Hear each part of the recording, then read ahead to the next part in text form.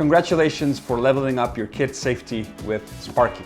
In this short video, I'm gonna cover the first steps so you can go from unboxing to riding in no time. So inside the box, you will find the Sparky helmet, an instruction manual, and a charging cable. The first thing you wanna do, depending on your kid's head size, is to find the right fit for the helmet. Now, Sparky covers a pretty big size range from 49 to 53 centimeters. Now onto the fitting system. This little wheel here shrinks down the inside of the helmet to get as close as possible to your child's head. Now, it also has two positions. The default position is the small size, but as your kid grows, or if your kid is already close to the end of the size range, the fitting system can be moved back. In order to move the fitting system to its larger position, you need to undo the snaps one by one and reapply them in the rear slot. When you're done getting the right fit for Sparky, remember to buckle up. Now, Sparky here has a magnetic buckle.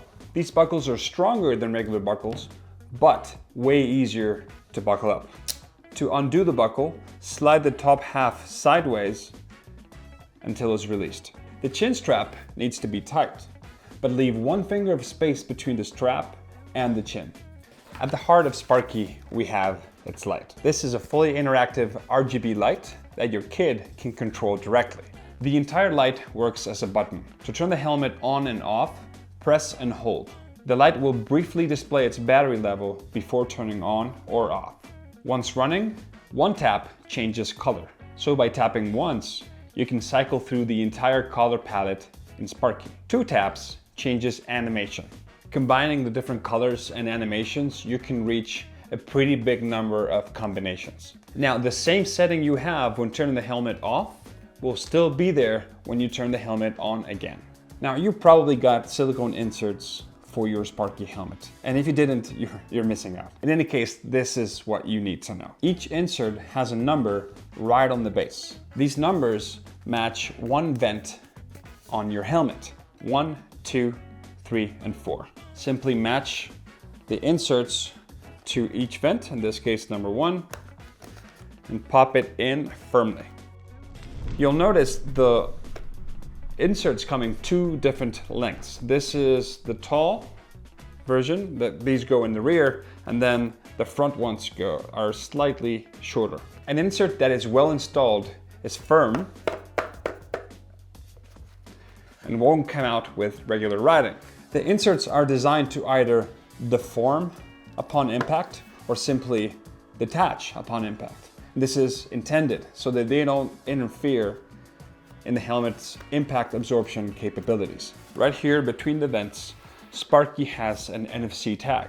This little nifty feature allows you to store information inside the helmet so that it is accessible to someone if this helmet is left behind or lost, and it helps you retrieve it. In order to access the safety ID, you need to do it through the app.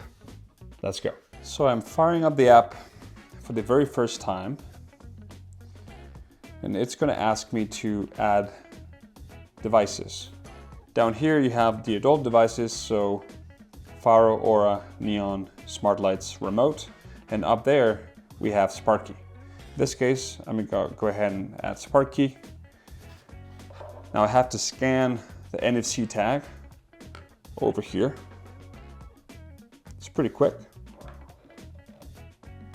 All right, helmet is recognized. Now I need to keep going and select a color. In this case, I'm gonna go ahead and select the mint green and type in the name of the child. Okay, now I'm happy with it. Helmet is ready. Now I can see it right here on the home screen. In this case, this is my only device. Now, if you have more devices connected to the app, in this case, I have my Aura Smart Helmet, I can always look at it or access it just by swiping on the home screen. As you can see, we have different pages for, in this case, my adult gear and the kids gear. If I added more Sparkies, we would have 3, 4, 5 pages on this home screen. Now, in order to set up the safety ID for the first time, you tap down here, and these are the 3 spaces I can fill up with information. the owner's information, the owner's address, and some extra notes if needed. Let's start with the owner's information. Now this is going to be my name and my phone number. This here is going to be my address. You can put the whole thing. In this case, I'm just going to put the street and the name. And finally, if you want some additional notes, you can type them in here. Now, as you write, you'll see the number of characters you have left in the tag, which in this case is plenty. Once you're happy with the information in the safety ID, you tap up here in order to transfer the information to the helmet. So you tap on the top like before, and there you go. Now, this helmet now has the safety ID loaded in. You can view it as anyone scanning the helmet would see it. This is what they would see. So as you can see, it says, if this helmet was lost, please help return it. You can drop it off at the address I provided, in which case it'll open Apple Maps or Google Maps on that location, or you can just call the owner at the number I provided, and it'll prompt the call option right there. This is fantastic if someone just straight up finds this helmet sitting alone in the park. This can help you retrieve it. This feature does not use battery, so in fact you can do all this with the helmet off. It doesn't matter.